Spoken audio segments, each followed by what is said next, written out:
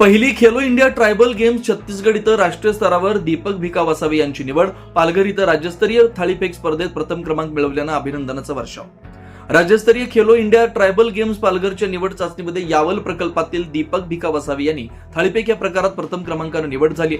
दीपक वसावे यांची निवड होताच नंदुरबार व जळगाव जिल्ह्यात आनंदोत्सव साजरा करण्यात आला होता. एकलव्य एज्युकेशन मंडळ चाळीसगाव संचलित अनुदानित प्राथमिक, माध्यमिक व उच्च माध्यमिक आश्रमशाळा खडकी, तालुका चाळीसगाव, जिल्हा जळगाव येथील दीपक भिका वसावे हे विद्यार्थी असून त्यांची थाळीफेक या खेळ प्रकारात प्रथम क्रमांक मिळवलाय.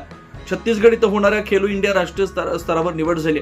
खेळाडू दीपक भिका वसावे यांचं मूळ गाव दाब, तालुका अक्कलकुवा, जिल्हा नंदुरबार असून अतिशय गरीब कुटुंबातून आलेला विद्यार्थी. अत्यंत प्रतिकूल आर्थिक परिस्थितीवर मात करत खेळाडू दीपक भिका वसावे यांनी शिक्षणाची वाट यशस्वीपणे चालू ठेवली.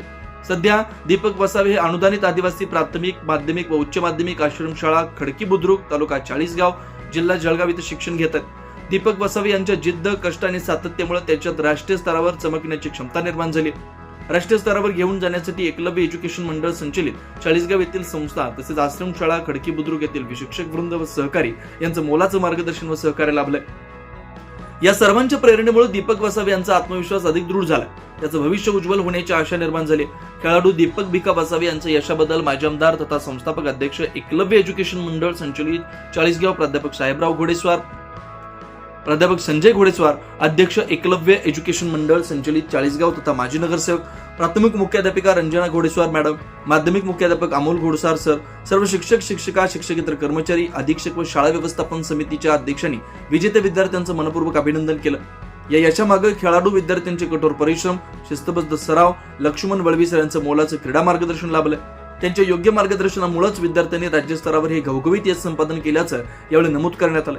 खडकी आश्रमशाळेच्या या यशामुळे आदिवासी भागातील विद्यार्थ्यांमध्ये क्रीडा क्षेत्राविषयी उत्साह निर्माण झालाय. भविष्यात राष्ट्रीय स्तरावरही उल्लेखनीय कामगिरी करतील असा विश्वास व्यक्त करण्यात आला.